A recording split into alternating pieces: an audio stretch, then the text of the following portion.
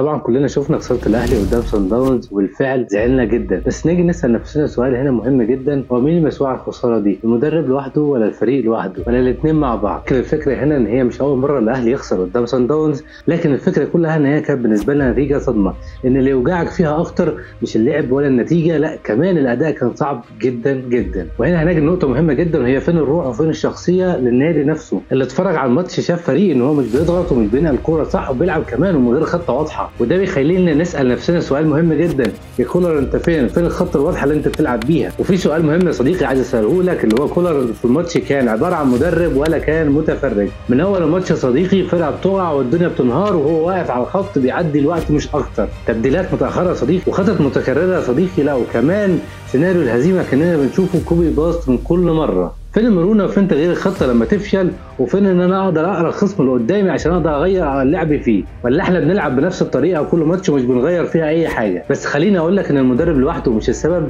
ده في غياب كامل للعيبه كامل مش في ادائها ومش بتلعب في يومها اصلا، لا وكمان في ضغط نفسي باين على وشوشها، تحسها ان هي مجبره على اللعب ومفيش اي تركيز واضح. حلو. هنا يا صديقي لما الفريق كله يبقى ضايع يبقى المسؤول الاول على الموضوع كله هو قائد السفينه، لان بكل بساطه يا صديقي ان الجمهور مش غبي والاهلاويه فاهمين كوره وبيحبوا فريقهم جدا، عارفين كويس جدا امتى يقولوا ان مش هو ده الاهلي. الخلاصه هنا يا صديقي ان الخساره اكيد وارده، ولكن لما تخسر وانت مش بتحارب دي اكبر كارثه. ان الاهلي يا صديقي بكل بساطه محتاج وقفه، ومش مع اللعيبه بس، لا ده مع الجهاز الفني كله. كولر الاهلي مش اي نادي، لانه ببساطه بيعرف يكسب امتى اول ما بيخسر، وبيعرف يرد ومش بيسكت.